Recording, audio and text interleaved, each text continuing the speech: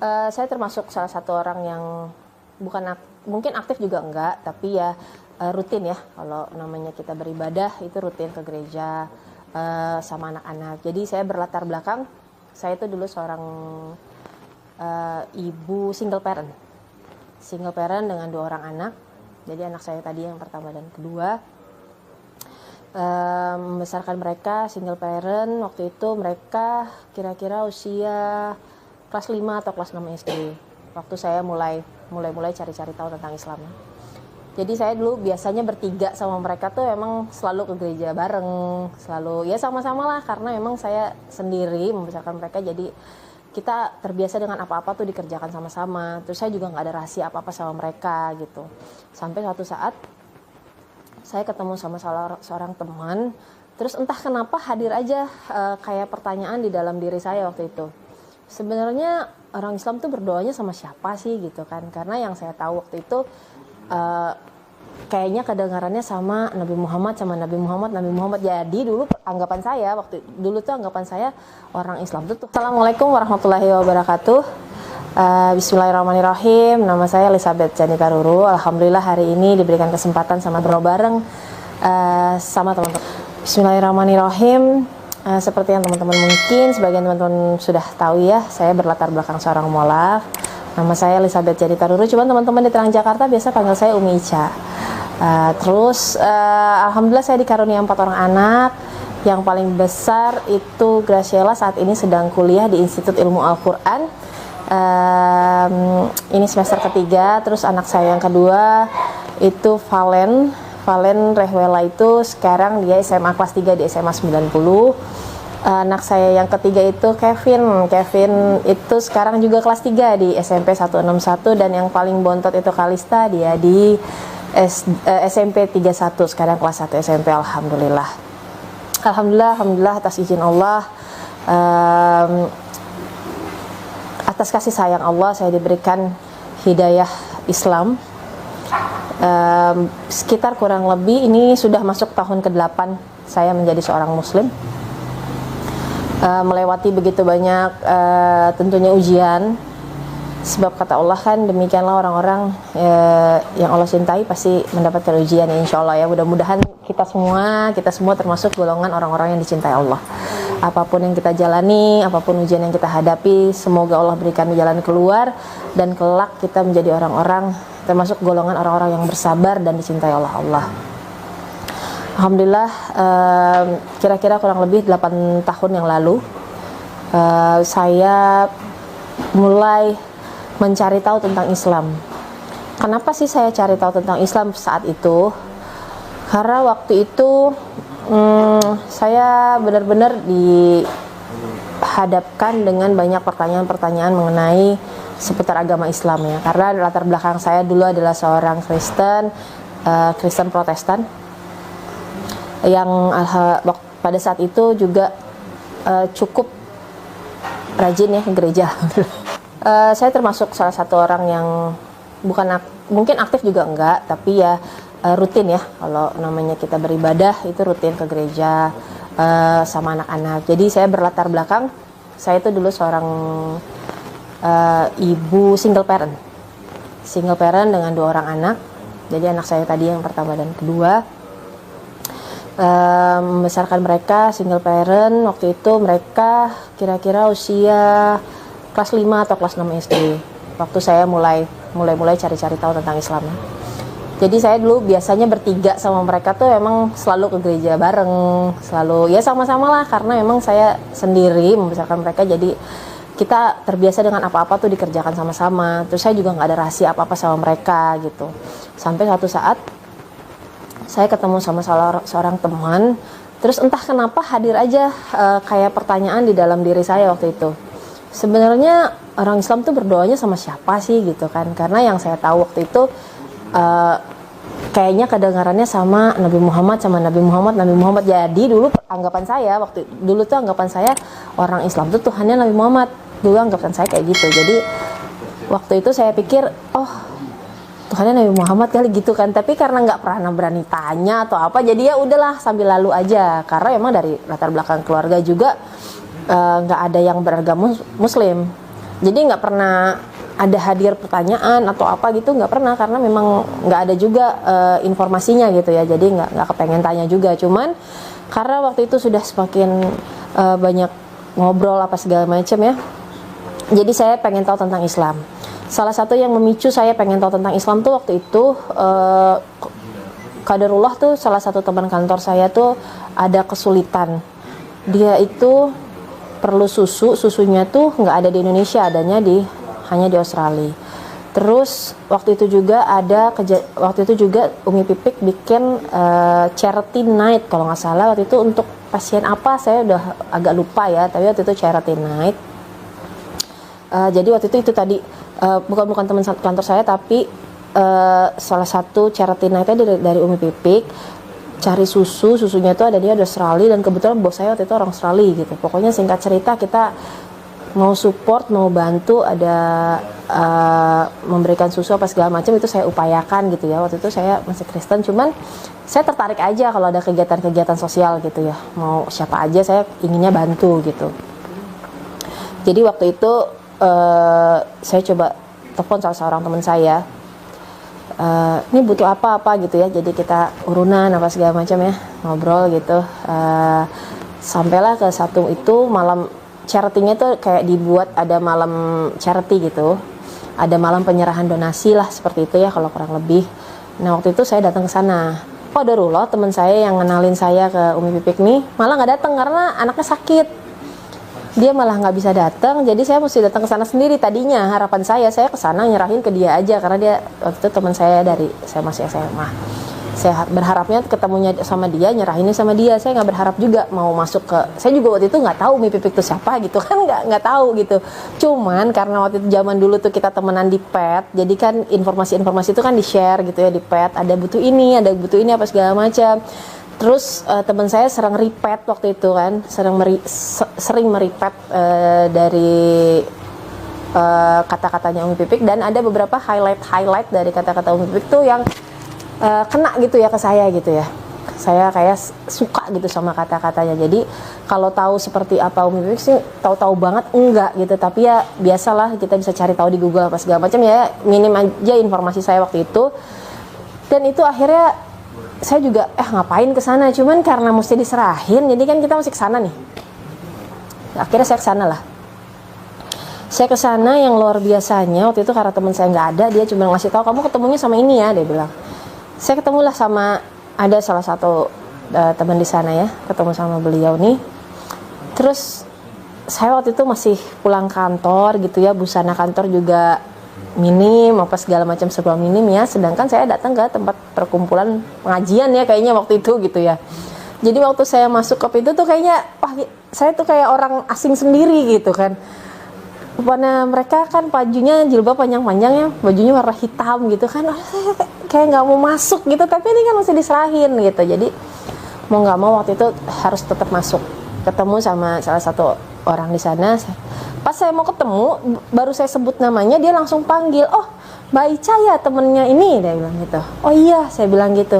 Oh iya Mbak, sini Mbak, silahkan Mbak, apa sekali. Jadi luluh lantak lah kayaknya pengetahuan saya tentang Islam ya, karena waktu itu kan belum lama juga ada kejadian-kejadian teroris lah apa segala macam. Apa segala itu kan memframing ya, kayaknya Islam tuh kayak jahat, Islam tuh kayaknya aduh pokoknya kurang baik gitu ya, yang kita seperti yang ada di luar-luar gitu ya, karena minimnya informasi kan. Terus dari latar belakang saya juga, karena memang dari silsilah keluarga tuh nggak ada yang muslim, jadi memang nggak ada kedekatan sama sekali dengan orang Islam gitu ya. Maksudnya nggak pernah ada tahu kehidupan Islam itu seperti apa ya, pokoknya hanya sekedar tahu aja. Jadi waktu disambut sedemikian hangat gitu ya sama teman-teman dari waktu itu dari kajian Umi Pipik, saya merasa tiba-tiba ya hadir di dalam hati saya tuh merasa seperti diterima gitu. Diterima, mereka menyambut dengan banyak senyum, mereka menyambut dengan banyak peluk, malah saya diajak foto bareng waktu itu. Terus walaupun saya mungkin busananya kurang rapi, kurang apa gitu, kurang cocok ya untuk ada di suatu pengajian, saya nggak disuruh duduk di belakang, saya dikasih kursi, silahkan duduk di depan apa segala macam gitu. Jadi benar-benar no judgment. Waktu saya datang ke sana tuh no judgment, diperlakukan dengan sangat baik. ya kalau punya teman Islam itu biasa ya, tapi kan ini saya datang ke suatu kumpulan ya, ada suatu kumpulan pengajian, tapi saya dianggap gitu, saya nggak diminoritaskan. Itu waktu itu disitulah mulai hadir pertanyaan-pertanyaan banyak dalam diri saya. Salah satunya muncul lah, itu siapa sih sebenarnya Tuhannya umat muslim nih, orang Islam ini Tuhannya siapa sih? Iya Nabi Muhammad gitu kan. Tapi kan gengsi kan mau tanya-tanya ya, gengsi gitu mau tanya-tanya, ngapain mau tanya-tanya gitu kan, gengsi mau tanya-tanya. Akhirnya saya cari. Tapi ya itu mungkin jalan dari Allah juga ya, pencarian saya mungkin nggak sempurna. Hanya sedikit informasi, dan saya selalu kayaknya teman-teman di kantor aku tuh kan selalu rela meluangkan waktu ya untuk sholat gitu kan. Kayaknya kok kenapa sih lu kok pada sholat gitu, sementara kan kalau kita dulu ya latar belakang saya doa makan kapan aja, nggak usah ada khusus mesti wudhu dulu apa dulu gitu kan ya, kita mendoa bisa kapan aja, kayaknya lebih santai gitu, nggak ada keharusan ini dan itu gitu. Jadi makin banyak lah pertanyaan-pertanyaan saya. Terus nggak sengaja lewat di TV tuh waktu itu lagi mau Idul Fitri ya Pak ya kalau nggak salah, tayangan di TV tuh memperlihatkan Ka'bah gitu ya, orang-orang lagi pada mau sholat. Terus saya juga makin bertanya-tanya, kok mereka bisa ya segitu banyaknya orang, kalau Allahu Akbar dia berdiri bareng nih, dan Allahu Akbar lagi dia nunduk nih, apa gitu yang, dan itu kayaknya di seluruh penjuru bumi ini akan sama ya, kalau Allahu Akbar yang ini berdiri, kalau sami Allah liman hamid. Pokoknya itu kan jadi pertanyaan-pertanyaan ya, waktu itu saya belum mengerti, cuman itu hadir jadi pertanyaan-pertanyaan dalam diri saya yang saya nggak mau cari tahu ke siapa juga, gengsi, mau tanya-tanya juga malu gitu ya. Sampai satu saat di tengah waktu saya mencari-cari tahu, ketemulah sama sahabat lama saya, sahabat lama banget. Lalu pada beliau ini saya tanyakan, Mbak, emang iya ya? Karena ini sahabat udah lama banget dan dia udah tahu isi-isi hati saya apa segala macam kehidupan saya gitu ya, latar belakang saya dia udah tahu, jadi lebih nyaman bertanya ya, jadi nggak ada judgement juga, nggak ada apa gitu ya. Saya tanya sama dia, Mbak, kenapa sih Islam tuh kalau doa mesti sholat? Terus ya itu tadi saya tanya, emang Tuhannya siapa? Saya bilang gitu. Terus saya juga melihat perubahan-perubahan di teman saya, salah satunya yang tadi memperkenalkan saya ke Umi Pipik ini. Dia tadinya ya seperti kita pada umumnya dulu ya, nggak berjilbab apa segala macam, pergaulannya bebas apa segala macam ya, pokoknya pergaulan zaman dulu kita lah gitu ya, masih muda. Tiba-tiba saya lihat dia pakai jilbab gitu ya, terus dia pergi ke Bali gitu ya, suatu tempat yang menurut saya, lo mohon maaf ya, lo udah gila kali ya, ngapain ke Bali pakai jilbab gitu ya, apa gitu yang kok, apa yang merasuki diri lo sehingga lo ya nih gue mau berjilbab nih pergi ke Bali. Nah itu salah satu juga yang itu rangkaian yang akhirnya mendatangkan hidayah saya untuk bertanya ya, apa itu Islam. Sampai akhirnya saya cari tahu ke salah satu sahabat saya ini, saya tanya itu tadi, siapa Tuhannya dan kenapa sih kalau berdoa tuh kok kayaknya beda ya, hanya ada 5 waktu, hanya ini apa segala macam. Tapi fokus pertanyaan saya waktu itu adalah siapa Tuhannya.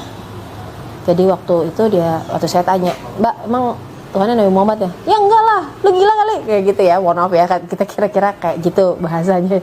Ya enggak, bukan, Nabi Muhammad ya Nabi. Dia bilang Tuhannya ya Allah, nggak ada, kita nggak ada Tuhan selain Allah. Terus saya langsung dek gitu di hati saya, hah, nggak ada Tuhan selain Allah, jadi Tuhannya cuma satu? Iya cuma satu, pokoknya Allah aja. Dia bilang nggak ada, di Islam tuh nggak ada Tuhan lain atau apa lain, nabi ada tapi nggak ada nabi dituhankan atau apa segala macam, nggak gitu ya. Pokoknya itu anggapan-anggapan saya sebelumnya ya, yang saya nggak ketahui gitu, karena kan saya nggak ada informasinya. Jadi waktu saya tanya Tuhannya siapa, teman saya tuh bilang Tuhannya ya Allah, Allah aja.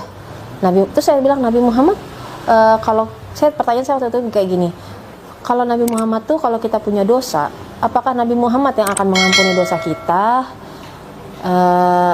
lalu memudahkan jalan kita untuk ke surga atau apa segala macam, kira-kira seperti itulah pertanyaan saya. Nah, beliau bilang, enggak Cak, Tuhannya cuma satu, yang berhak menentukan lo masuk surga apa enggak, lo berdosa apa enggak, apa-apa yang lo lakukan itu cuma Allah. Nabi Muhammad tuh ibaratnya gini, waktu itu dia memperumpamakannya ya. Ibaratnya lo lagi kerja di suatu kantor, beliau tuh bos lo. Pasti kalau bos kan punya tahu nih anak buah kerjanya seperti apa segala macam. Dia akan mereferensikan kepada yang punya perusahaan, oh si Ica nih kerjanya bagus, dia rajin, datang tepat waktu, apa segala macam, layak nih dia diangkat, dipromosi apa segala macam. Nah itulah posisi Nabi Muhammad yang diceritakan sama teman saya, diperumpamakan mungkin supaya mudah ya waktu itu sama sahabat saya ini. Dari jawaban beliau ini akhirnya saya berhari-hari saya bertanya-tanya, makin saya cari tahu. Dan dia sebutkan waktu itu, ada kok Cak di Al-Quran, dia bilang. Waktu itu saya belum tahu ya kalau itu surat Al-Ikhlas. Saya cuma baca bahasa Indonesianya aja. Bahwa di situ dikatakan bahwa tiada Tuhan selain Allah. Allah itu tidak diperanak dan tidak memperanak. Wah, itu kayak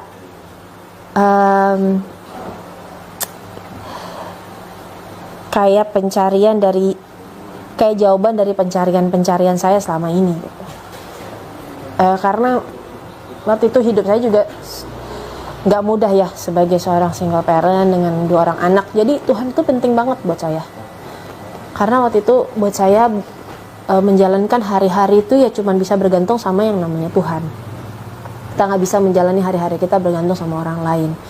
Dan pada saat saya dapat jawaban bahwa dalam Islam itu Tuhannya satu, tidak diperanak, tidak memperanak, itulah yang menjadi hidayah buat saya ya. Akhirnya saya semakin cari tahu tentang Islam. Alhamdulillah atas izin Allah, hidayah saya lahir dari pertanyaan itu, siapa Tuhannya dalam Islam. Dan akhirnya walau berat ya waktu itu, karena anak-anak saya ini kan kita biasa kemana-mana bertiga gitu, kita biasa berdoa sama-sama, kita biasa menghabiskan waktu sama-sama kayak gitu. Jadi waktu saya harus memilih Islam tuh yang udah pasti saya nggak bisa lagi doa sama-sama mereka kan. Saya nggak bisa lagi doa sama-sama mereka. Tapi waktu itu saya diajari oleh salah seorang ustadz ya, nggak apa-apa, tetap antar aja ke gereja. Itu tetap kewajiban-kewajiban yang memang mesti saya lakukan ya dilakukan saja. Jadi saya dulu antar mereka cuma sampai depan gereja gitu ya. Dan saya juga nggak pernah mempengaruhi mereka, oh kamu ikut aja juga, soalnya Islam itu Tuhannya cuma satu. Enggak, saya nggak pernah kayak gitu. Saya biarkan mereka dengan kepercayaan mereka. Waktu itu saya tetap aja ke gereja, saya tetap tungguin mereka ke gereja. Tapi ya itu menjadi masa-masa sulit buat saya waktu itu. Masa-masa sulit karena apa? Ya itu, karena kita kan biasanya kemana-mana bertiga ya, kemana-mana bertiga, susah senang sama-sama. Mereka juga sangat terpukul saat tahu, wah udah nggak bisa lagi doa sama mamanya. Dan saya karena nggak pernah ada rahasia sama mereka, jadi apa-apa yang saya lakukan saya selalu ceritain sama mereka. Nah, akhirnya ya itu saya putuskan untuk masuk Islam. Mereka tahu ya, ngamuk lah, marah apa segala macam udah pasti. Jadi ujian saya waktu awal masuk Islam tuh ya sama anak-anak, harus ya mereka ngamuk-ngamuk lah ke saya gitu, karena kan dari mereka kecil saya tanamkan bahwa hidup tuh bergantung sama Tuhan, kita harus rajin beribadah, kita harus rajin. Tiba-tiba sayangnya masuk Islam gitu kan, mereka pasti nih gimana sih, dulu gue disuruh belajarnya begini tiba-tiba ibunya masuk Islam gitu kan. Nah itu pukulan keras buat mereka. Dan waktu itu kan ada keluarga juga yang lain, ada mantan suami dan sebagainya ya, pastinya sangat kontroversi ya, waktu itu nggak terima apa segala macam. Itu ujian awal-awal saya waktu masuk Islam. Perjalanan itu saya selalu ingat kata-kata di salah satu ayat di Al-Quran ya, bahwa fa inna ma'al usri yusra, bersama kesulitan itu selalu ada kemudahan. Itu selalu menjadi pegangan saya saat saya menghadapi ujian apapun dalam kehidupan sehari-hari. Waktu itu bersamaan dengan ujian harus menghadapi anak-anak, dan anak saya yang nomor 1 nih ada sakit ya, dia sakit skoliosis, jadi tulang belakangnya itu miring. mesti operasi, mesti kesana sini, bawa dia terapi apa segala macam. Alhamdulillah waktu itu saya mulai pelan-pelan berjalannya waktu kenal sama suami saya sekarang. Kenal, jadi saya tidak masuk Islam karena menikah. Jadi saya masuk Islam dulu, baru saya menikah. Karena kebanyakan orang kan gitu ya, suka masuk Islam karena mau menikah. Jadi saya sudah selesai pencarian saya dalam Islam, baru saya waktu itu masuk mulai dekat dan akhirnya menikah. Karena pesan dari sahabat saya waktu itu, kalau memang mau nikah lagi, nikah aja, jangan, nggak ada Islam tuh nggak ada pacar-pacaran, kata dia gitu. Bikin dosa, lo kan baru masuk Islam, dosanya baru dihapus, ngapain bikin dosa lagi waktu itu. Jadi saya juga waktu itu agak ini ya, kayak suami saya ini, saya yang nanya, gimana kalau emang cuman mau teman deket, kayaknya saya nggak bisa, tapi kalau mau menikah ayo, saya bilang gitu. Dan ya alhamdulillah jadi jalan buat saya menyempurnakan sebagian dari agama saya, iman saya waktu itu ya.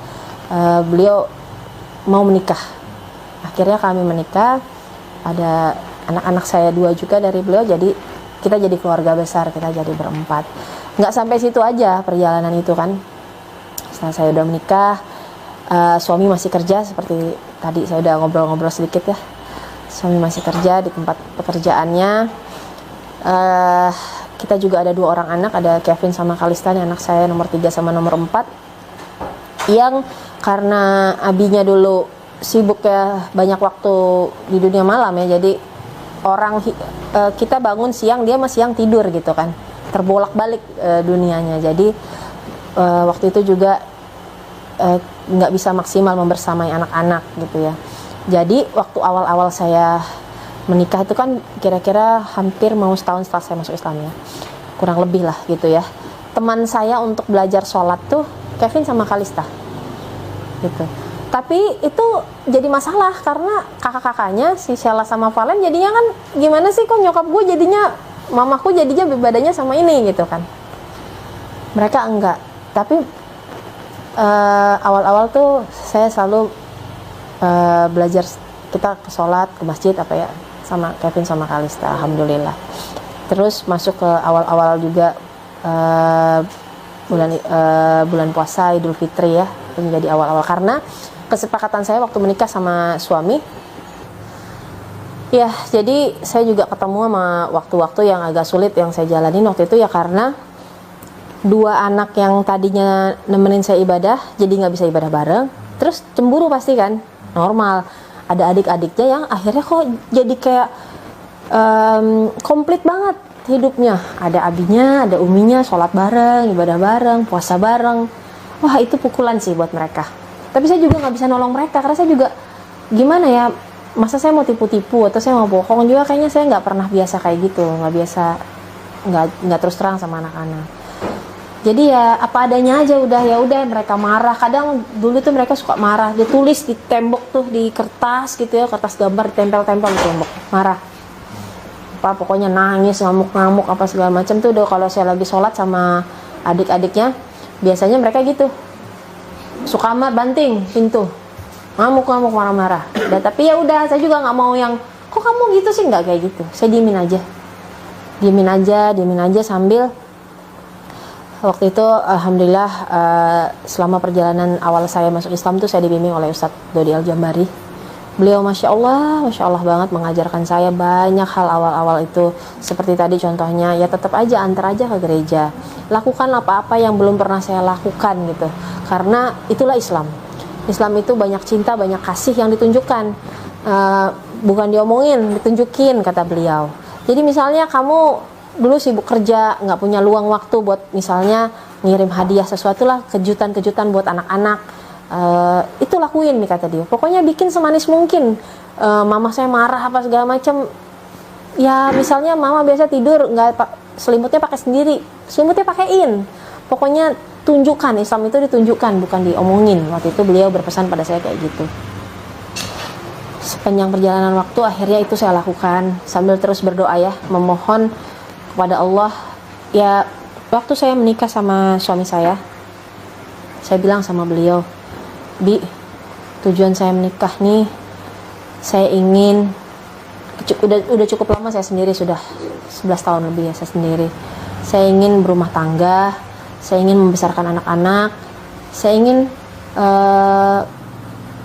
mempunyai keluarga ya sebagaimananya orang punya keluarga lah, saya bilang gitu. Saya nggak muluk-muluk, oh kita berumah tangga mesti punya ini, mesti begini, mesti begitu. Saya nggak minta itu, saya nggak minta itu. Tapi belakangan saya menyadari setelah dalam Islam ya, tentunya awal-awal itu harusnya berdoanya muluk-muluk sama Allah, karena memang Allah itu kan cuma satu-satunya tempat kita bermohon kan. Karena mungkin saya nggak minta ya, maksudnya itu saya nggak minta, nggak muluk-muluk gitu, kurang gitu. Jadi kata Allah ya udah itu dicukupkan sama Allah gitu kan. Walaupun tetap Allah tuh luar biasa maha baik ya, ditambahkan semua kebaikan pada saya dan keluarga sampai hari ini. Jadi saya bilang sama suami saya waktu itu, pokoknya saya mau berumah tangga yang baik-baik aja, membesarkan anak sama-sama, kita ibadah sama-sama. Udah saya mintanya itu. Cuman mengganjal dalam hati saya waktu itu, gimana mau ibadah sama-sama, anak-anak saya yang dua nih masih non muslim. Nggak putus-putus saya minta sama Allah, saya berdoa sama Allah, saya minta sama Allah, sampai akhirnya mulai sedikit-sedikit terbuka. Kalau saya pergi ke masjid, mereka nemanin. Anak-anak saya ini, mereka suka nemenin saya ke masjid, mereka tunggu di luar masjid. Terus mungkin penasaran ya, pengen lihat kayak apa dalam masjid, dia pinjam mukena saya. Dia pinjam mukena saya waktu itu, kalau nggak salah bulan puasa, lagi sholat tarawih. Biasanya kan kalau tarawih itu ramah, saya sama adik-adiknya masuk, biasanya dia nunggu di mobil, mereka berdua. Cuman udah berkali-kali mungkin nunggu di mobil, pengen tahu mama nih ngapain nih, ibunya ngapain di dalamnya sama adik-adiknya, pengen lihat dia, pengen lihat. Ya udah, kali berikutnya dia pinjam mukena, mereka berdua pinjam mukena, ya udah pinjam mukena, pinjemin mukena, ikut ke dalam lihat, udah ikut-ikutan aja gitu, ikut sholat, ikut apa, ikut-ikutan, duduk-duduk, lihat-lihat gitu kan. Udah, ya di rumah ada buku-buku pemberian sahabat-sahabat ya untuk belajar Islam, ya itu saya taruh aja biasa. Saya juga sebenarnya waktu itu awal-awal nggak tahu kenapa mereka mau masuk Islam. Ya singkat cerita, setelah mereka sering ikut nih, anak saya nomor 1 ini kan sakit seperti tadi saya ceritakan ya, skoliosis. Nah, harus dioperasi karena qadarullah waktu tersebut anak saya ini udah kakinya nih sempat nggak bisa digerakkan, hampir kayak lumpuh gitu ya. Udah susah, udah payah lah, nafas juga udah sering sesak karena tulangnya tuh bengkok banget, jadi menghimpit organ-organ tubuh lainnya di dalam tubuh. Akhirnya kita setelah banyak terapi kita jalankan, kita coba ke dokter apa segala macam, ternyata nggak bisa menolong. Akhirnya dokter menyarankan untuk operasi. Tapi operasinya tuh bukan operasi yang mudah, karena di tulang belakang nih kan ada syaraf-syaraf tulang belakang ya, jadi akibatnya tuh banyak. Terus saya juga browsing ya, ternyata kalau operasi skoliosis tuh bisa meninggal, bisa lumpuh, wah pokoknya banyak deh ininya. Ragu-ragu saya waktu itu, alhamdulillah sama suami dikuatkan, kita cari keridhaan Allah, kita minta pertolongan Allah, tunjukkan jalannya gitu, karena waktu itu juga mau operasi sulit ya. Jadi setelah saya masuk Islam dan menikah, sempat masih bekerja, tapi karena anak-anak yang dua nih, Kevin sama Kalista tuh kecil-kecil ya, Kalista waktu itu masih TK. Kalau saya kerja juga kasihan ditinggal ya, lebih baik karena dulunya juga kecil-kecil ditinggal gitu, kayak saya nggak tega gitu ya. Jadi akhirnya saya juga putuskan untuk nggak bekerja waktu itu, jadi cuma suami aja yang bekerja untuk menghidupi kita nih berlima waktu itu kan. Di tengah-tengah itu juga banyak ujian, nggak mudah juga untuk kami lalui. Jadi waktu kakaknya nih mau operasi, kami nggak punya uang sebanyak itu. Uangnya tuh kalau nggak pakai, waktu itu nggak pakai jasa kesehatan gitu ya, maksudnya dari pemerintah BPJS itu nominalnya bisa ratusan juta, karena dia itu akan dipasang besi-besi di belakangnya itu titanium gitu ya, apa sih pokoknya besinya tuh mahal, skrupnya, jadi pasang plat skrup gini, di skrup jadi tulangnya dibalikkan kayak gitu. Sulit banget. Akhirnya kita berobat ke salah seorang dokter, sudah dijadwalkan waktu itu misalnya kita mintanya tahun ini gini ya, dapatnya tuh baru tahun depan operasinya. Sementara anak saya ini udah kayak lumpuh gitu, udah kayak nafas udah susah gitu, jadi kayaknya udah nggak mungkin kalau saya harus tunggu tahun depan. Disitulah saya banyak ngobrol ya sama Ustadz Dodi, ngobrol sampai waktu itu beliau pulang haji. Jadi selama dia haji, beliau haji juga, saya sering ceritakan kondisi Sheila gitu ya. Dan tanpa sepengetahuan saya ternyata Sheila juga suka berkomunikasi dengan Ustadz gitu, suka tanya-tanya nih, Ustadz Masya Allah Ustadz baik banget gitu ya, memberikan informasi-informasi, nggak diobrolin tentang Islam tapi tentang kebaikan-kebaikan gitu, Ustadz ajak obrol. Ustadz waktu itu pesan sama saya, udah tunggu dulu jangan buru-buru. Ustadz waktu itu pesan, ada salah satu dokter ternyata jamaah beliau pulang haji bersama beliau, jadi beliau haji sama dokter ini. Ustadz bilang, pergi ke sini, ke dokter ini, karena sama dokter yang sebelumnya walaupun dengan BPJS saya harus nyiapin uang kurang lebih 80 atau 70 juta gitu. Jadi skrupnya tuh nggak ditanggung gitu, skrupnya nggak ditanggung, harus bayar sendiri, operasinya bisa waktu itu di BPJS gitu ya. Saya bilang, saya gimana ya Ustadz nih cari uang sebanyak ini, mau cari di mana, saya bilang gitu kan, 80 juta dalam waktu seminggu atau berapa hari, karena memang anak saya udah nggak bisa, udah payah banget kondisinya waktu itu. Sabar kata Ustadz, minta terus sama Allah, dia bilang, minta terus sama Allah. Sampai waktu saya lagi kondisi yang sangat terpuruk gitu ya, Ustadz tuh bilang sama saya, mohon izin kata beliau, boleh nggak saya ajak teman-teman untuk membantu Sheila supaya Sheila bisa operasi. Jadi Ustadz nih open donasi untuk anak saya nih. Padahal ya, tanda kutip nih, anak saya kan masih Kristen ya. Anak saya masih Kristen, cuman Masya Allah disitulah akhirnya menjadi hidayah ya untuk anak-anak saya. Nggak disangka sambil Ustadz bilang tunggu sabar, ketemu sama dokter yang habis pulang haji sama beliau, saya dikasih nomor teleponnya, saya coba WA apa segala macam. Masya Allah dokter ini langsung jawab saya waktu itu ya, dokter Didi, datang Bu, bawa semua berkasnya, anaknya ikut, nggak usah, anaknya kan karena kondisinya parah kan, payah ya di rumah, nggak usah, bawa aja dulu semua hasil ronsennya apa segala macam, karena sudah lengkap, karena sudah siap sebenarnya untuk operasi yang jadwal dengan dokter sebelumnya, tapi di pending terus, nggak ketemu lah jadwalnya, dan itu tadi suruh bayar lumayan gitu ya. Sini sama saya, beliau bilang. Yaudah saya bawakan filenya apa segala, langsung dikasih surat pengantar sama beliau, nih surat pengantarnya, nanti besok ke rumah sakit lagi ya, dia bilang gitu, sama saya aja gitu. Terserah ibu sih, dia bilang, ibu mau tetap sama yang lama boleh, mau sama saya boleh, pokoknya saya juga ini waktu itu ya gundah gitu ya sama suami, gimana nih, karena beliau ini saya cari di YouTube nggak ada, maksudnya sedikit gitu ya ininya referensi informasi. Tapi kalau dokter yang satunya lagi ini sangat terkenal, udah pengalaman banget kayak operasi, karena kan ini operasi anak perempuan saya ini bisa meninggal, bisa lumpuh. Jadi saya bilang sama suami saya waktu itu, gimana ya, saya bilang, udah deh, kalau perempuan kan pakai perasaan banget ya. Jadi waktu itu saya, ya udah deh, kamu deh tentukan. Dah nggak apa-apa, dia bilang, maju aja sama dokter Didi, dia bilang. Akhirnya majulah kita dari operasi yang udah dijadwal itu kurang lebih 3 minggu setelah saya ketemu beliau. Ditunda sempat 1 kali karena ada yang lebih parah kondisinya dan hampir meninggal gitu ya, maksudnya kondisinya parah gitu, jadi harus buru-buru dioperasi. Ditunda 1 minggu kalau nggak salah. Akhirnya anak saya masuk rumah sakit. Anak saya masuk rumah sakit pada saat yang bersamaan Ustadz Dodi memberikan saya uang senilai apa yang kita butuhkan, dan itu tuh kayak cuman 1 kali 24 jam. Jadi besoknya mau masuk rumah sakit, malam ini tuh kayaknya uangnya terkumpul gitu. Jadi istilahnya saya mau bayar yang itu juga bisa, tapi ini Masya Allah setelah melewati screening apa segala macam, anak saya ditanggung full BPJS. Jadi Allah tuh berikan ada uang yang cash yang kita dapatkan, dan anak saya ini ditanggung BPJS gitu. Jadi double ya rezeki yang didapatkan. Nah waktu itu waktu setiap ada orang, jadi Ustadz Dodi tuh waktu itu memberikan kalau nggak salah rekening kita juga gitu ya. Jadi ada konfirmasi langsung, oh enggak orang ngabarin ke Ustadz gitu ya, udah saya transfer gini. Itu tuh macam-macam, ada yang dari luar daerah, ada yang dari apa segala macam pokoknya. Itu tuh anak saya ini lihat sendiri, dia lihat gitu ya di WA gitu ya, di ini dia lihat sendiri. Saya juga nggak tahu waktu itu apa perasaan dia. Cuman setelah harinya dia mau operasi, jadi sudah akhirnya dia mau dioperasi. Saya tuh kebetulan pagi itu saya pulang rumah karena kan dia mesti mandinya mesti pakai air panas, di rumah sakitnya nggak ada air panas, jadi saya masakan, saya sudah siapkan, dia udah mandi, katanya dokter tuh operasinya jam 9.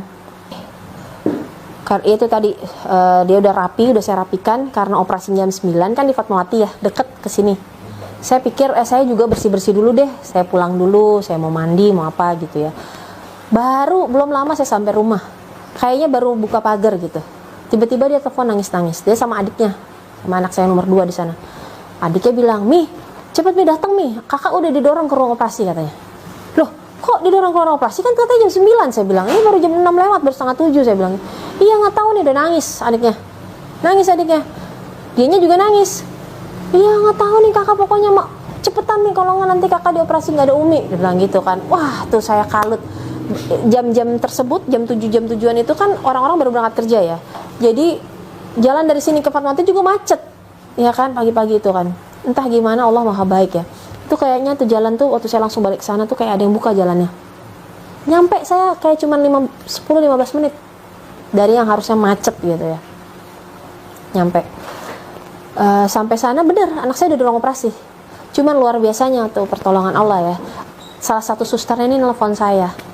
Dia bilang, "Bu, Ibu di mana?" kata dia. "Sebentar lagi saya sampai, sus, langsung ke ruang operasi ya," dia bilang. "Saya sudah tunggu di bawah. Ibu langsung pakai pakaian, langsung naik ke tempat operasi," dia bilang gitu. "Wah, kok langsung naik ke tempat operasi?" "Iya. Nanti aja di sini diceritain," kata dia gitu. Sampai sana, wah, anak saya yang nomor 2 nunggu, langsung kita masuk ruang operasi. Emang udah ditungguin juga saya di sana. Naik saya ke ruang operasi. Anak saya ini udah siap sebenarnya. Udah bener-bener siap, tinggal didorong ke anestesi. Jadi mau dibius tuh ternyata udah sempat masuk ruangan, sudah mau dibius. Anak saya ini ternyata katanya ngamuk-ngamuk di dalam, ngamuk, meronta-ronta, ngamuk gitu. Nah, si suster ini alhamdulillah ya dapat ini dari Allah ya, hatinya mungkin ya. Akhirnya anak saya itu dikeluarkan lagi dari ruang operasi, nggak jadi dibius. Itulah dia telepon saya, suruh datang cepet-cepet. Terus dia bilang, "Bu, saya nggak tega sama anak ibu," dia bilang. Anaknya nangis-nangis, Bu, ngamuk nungguin ibu," dia bilang gitu kan, maunya ada ibu. Coba ditenangin supaya kita bisa lanjut operasi. Jadi di situ udah siap, tim dokternya sudah siap, di samping-samping tempat tidur gitu. Kita didorong lagi ke ruangan kecil gitu ya, suruh ngademin hati istilahnya, menenangkan dia gitu ya. Saya peluk, saya ajak ini. Cuman sambil saya peluk, saya doa tuh saya bilang, "Kak, Umi minta maaf ya.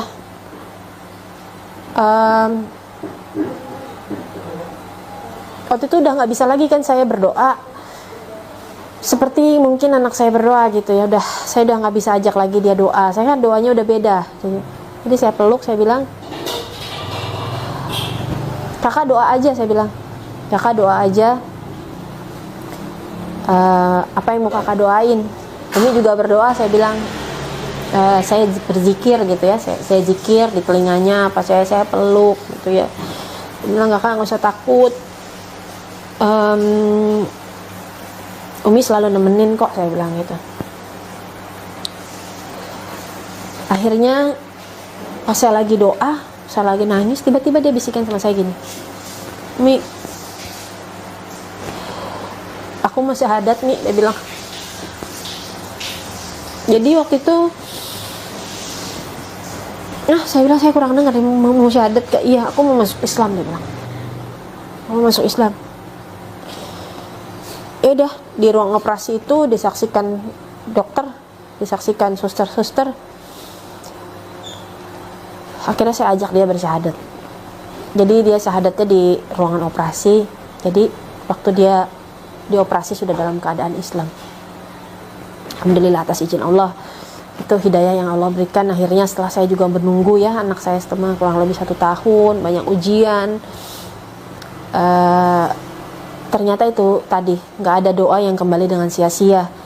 Dan hidayah itu memang punya Allah. Kita nggak bisa berbuat apa-apa gitu, selain kita kejar, selain kita upayakan, selain kita ikhtiarkan gitu. Tapi kepada siapa Allah akan memberikan hidayah itu memang benar-benar rahasia Allah. Singkat cerita, kurang lebih 1 bulan anak saya di rumah sakit. Waktu dia keluar dari rumah sakit, alhamdulillah berhasil operasinya. Alhamdulillah rezeki yang dititipkan kepada kita ya, itu bisa untuk kehidupan kita sehari-hari.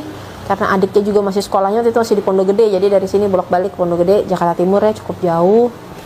Kita di rumah juga mesti menyediakan tempat tidur rumah sakit dan sebagainya, karena dia nggak bisa langsung beraktivitas karena operasinya itu. Dan Masya Allahnya Sheila termasuk pasien yang pemulihannya sangat cepat. Biasanya orang di ICU itu berhari-hari. Alhamdulillah Sheila cuma 1 malam. Di ruang HCU biasanya orang di ruang pemulihan tuh berhari-hari. Dia juga cuma 1 malam.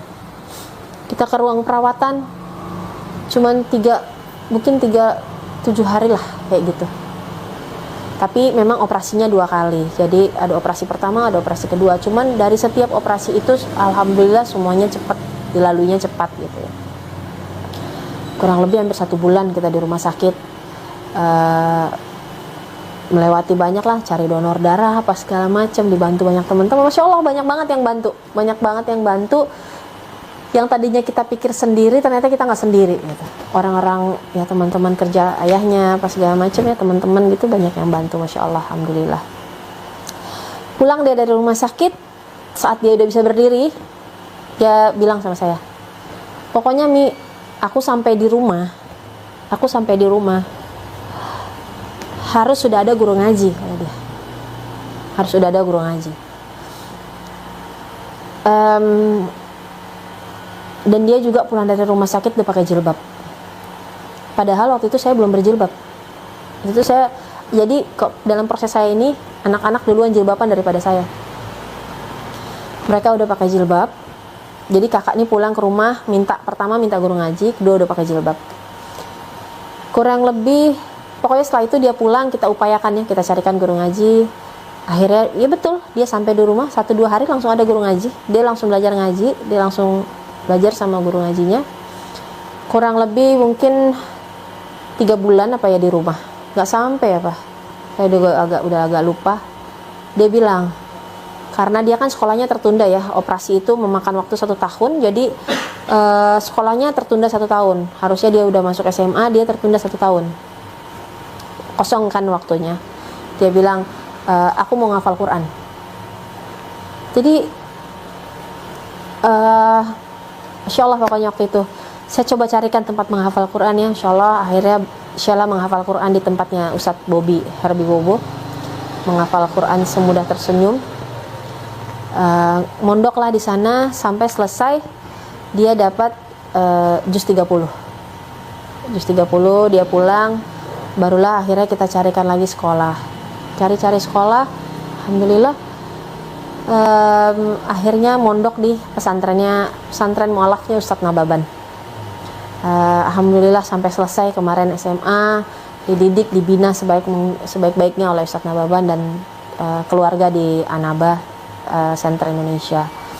Dan itu tadi saya cerita, dia sudah kuliah ya sekarang di Institut Ilmu Al-Quran atas pilihannya sendiri juga mengambil prodi komunikasi penyiaran Islam. Mohon doanya semoga Allah mudahkan supaya menjadi tempat juga untuk Sheila bisa berdakwah ke depannya.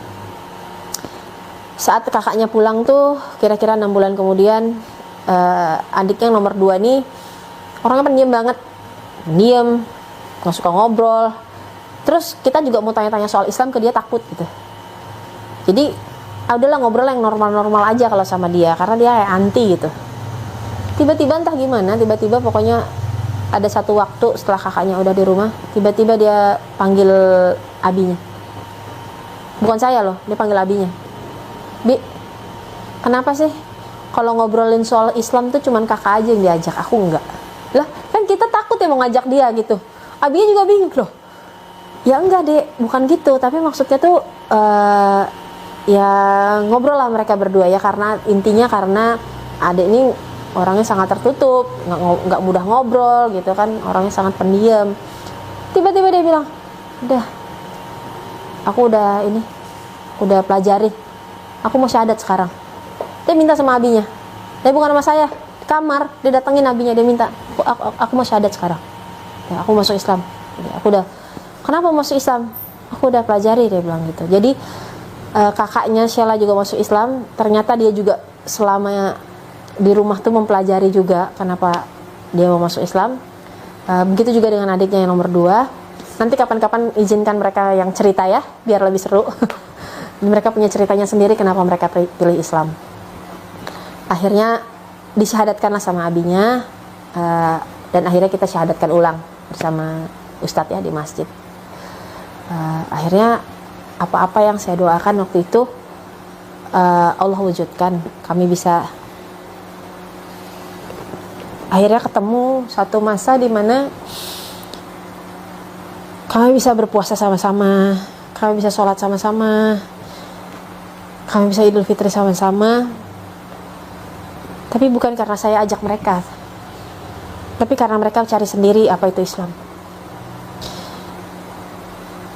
Dan ternyata saat kita sudah bisa beribadah sama-sama itu adalah awal di mana Allah menguji iman kita. Seperti yang udah saya ceritakan tadi, setelah kita semua udah beribadah sama-sama, qadarullah malah suami saya PHK. Dari situ menjadi jalan hijrahnya dia juga, hidayah untuk dia juga makin mencintai Islam. Alhamdulillah. Akhirnya tertatih-tatih kami merangkak di rumah tangga kami ya, melewati banyak ujian. Dengan 4 orang anak tentunya tidak mudah, menyatukan satu visi, menyatukan rencana planning keluarga, dimana kami bercita-cita semoga Allah ridho ya, kita menjadi keluarga di bumi dan kelak di surga. Saya selalu belajar dari salah seorang guru, saat kita meminta apa aja untuk keluarga kita, untuk anak kita, untuk suami, itu mintanya cuma sama Allah. Awal-awal saya masuk Islam, saya nggak punya komunitas seperti sekarang. Cari-cari Islam sendiri, cari-cari di YouTube, cari-cari di media sosial, karena minim juga teman-teman saya yang Muslim. Jadi terbatas gitu ya ruangan saya untuk cari-cari tahu tentang Islam.